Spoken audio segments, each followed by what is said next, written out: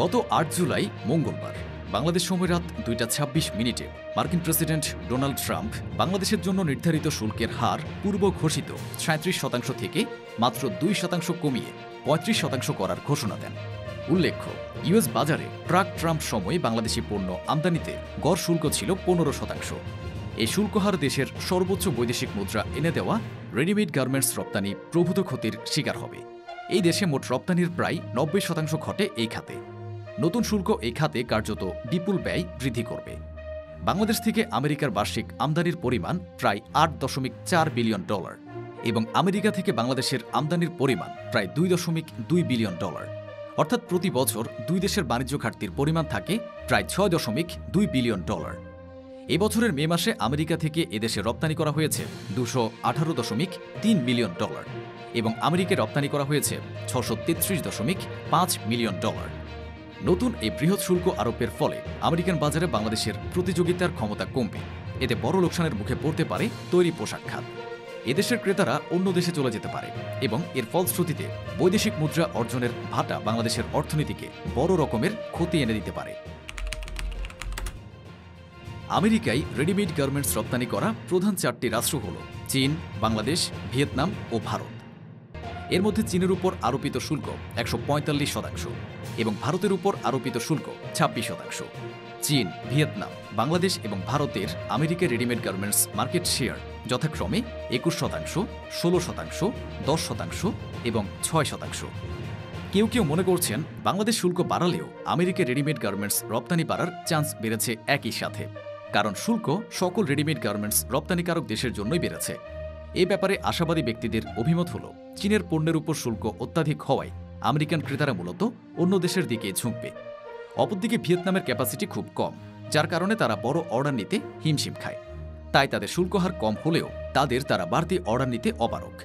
একইভাবে ভারতের শুল্ক বাংলাদেশের তুলনায় কম হলেও আমাদের আছে ১৬১টি গ্রিন সার্টিফাইড পোশাক কারখানা, যা ভারতের নেই। আমেরিকান ক্রেতারা যেমন গ্যাপ, নাইকি পরিবেশ বান্ধব পোশাক পছন্দ করে। বাংলাদেশ এখানে স্পষ্টভাবে এগিয়ে। তবে অন্যান্য বিশেষজ্ঞরা এই চিন্তার সাথে একমত হতে পারছেন না। তাদের মতে যথেষ্ট সম্ভাবনা দেখলে ভিয়েতনাম তাদের ক্যাপাসিটি উত্তরোত্তর বৃদ্ধি করবে এবং ভারতও প্রয়োজন অনুযায়ী নিজেদের কারখানা পরিবেশ সম্মত করবে। তাছাড়া চীনের সাথে এই বাণিজ্য যুদ্ধের এক পর্যায়ে উভয় রাষ্ট্র একটি স্থিতিশীল চুক্তি করে বাণিজ্যের অবস্থা পূর্বের ন্যায় ফিরিয়ে আনার চেষ্টা করতে পারে, যার আলামত ইতোমধ্যে দেখা যাচ্ছে। এই ব্যাপারে আমেরিকান ব্যবসায়ীদের দৃষ্টিভঙ্গিও একই রকম। কয়েকটি গুরুত্বপূর্ণ প্ল্যাটফর্মে আমেরিকান অ্যাপারেল অ্যান্ড ফুটওয়্যার অ্যাসোসিয়েশনের প্রেসিডেন্ট স্টিভ ল্যামারের ট্যারিফ ইস্যুতে দেওয়া বিভিন্ন বক্তব্য এই তৈরি পোশাক শিল্প খাতে আমেরিকার বর্তমান দৃষ্টিভঙ্গি ও ভবিষ্যৎ চিন্তা তুলে ধরেছে। সর্বশেষ এই ব্যাপারে তিনি মন্তব্য করেন, বাংলাদেশ ও ভারতের নতুন শুল্ক রেডিমেড পোশাক আমদানিতে চ্যালেঞ্জ হয়ে দাঁড়িয়েছে। তবে ভিয়েতনাম ২০% শুল্কের চুক্তি তাদের থেকে আমদানি করাকে আরও সহজ করবে। স্টিভ ল্যামারের করা অন্যান্য মন্তব্যগুলোতেও এটা স্পষ্ট যে বাংলাদেশ ও ভারতের শুল্ক বাড়ায় আমেরিকান ক্রেতারা মূলত ভিয়েতনামের দিকে ঝুঁকছে, কারণ এখন সেখানে পণ্যের খরচ কম, রিস্ক কম ও সরবরাহ সুসংগঠিত। তাই বাংলাদেশ গ্রিন সার্টিফাইড কারখানা বা লিড আইডেন্টিফায়ারে এগিয়ে থাকলেও শুল্ক নিয়ে কোনো চূড়ান্ত ডিল না হওয়া পর্যন্ত ক্রেতারা যথেষ্ট আকর্ষিত হবে না। অনেকে আশা করছেন বাংলাদেশের ৩৫% শুল্ক আরও কমানোর ভালো সম্ভাবনা আছে। ডক্টর ইউনূসের চিঠি আর আলোচনার কারণে ইতিমধ্যে ৩৭% থেকে ৩৫% হয়েছে। বাংলাদেশ ইতিমধ্যে এ নিয়ে একটি চুক্তি চূড়ান্ত করতে বিভিন্ন পদক্ষেপ নিয়েছে।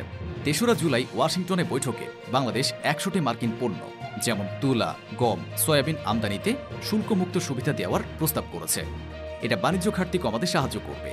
ট্রাম্পের চিঠিতে বলা হয়েছে, বাংলাদেশ যদি মার্কিন পণ্য আমদানিতে শুল্ক কমায় বা বাণিজ্য ঘাটতি কমায় তাহলে শুল্ক পুনর্বিবেচনা করা হবে। বাণিজ্য উপদেষ্টা শেখ বশিরউদ্দিন এবং প্রধান উপদেষ্টার নিরাপত্তা উপদেষ্টা খলিলুর রহমান আমেরিকায় অবস্থান করে তাদের বাণিজ্য প্রতিনিধির সাথে আলোচনা চালিয়ে যাচ্ছেন। ৯ জুলাই দুই পক্ষের মধ্যে নতুন ধাপের আলোচনা শুরু হয়েছে। প্রথম দিনের আলোচনায় উভয় পক্ষই বেশিরভাগ বিষয়ে ঐক্যমত্য পোষণ করেছেন। ফলে দেখা যাচ্ছে আশার আলো। এখন সকলের দৃষ্টি রয়েছে এই মিটিংয়ের চূড়ান্ত ফলাফলের দিকে।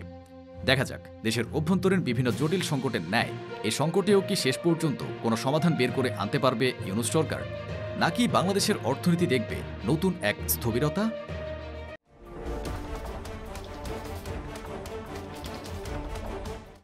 Jan Pulse, your voice hour pulse.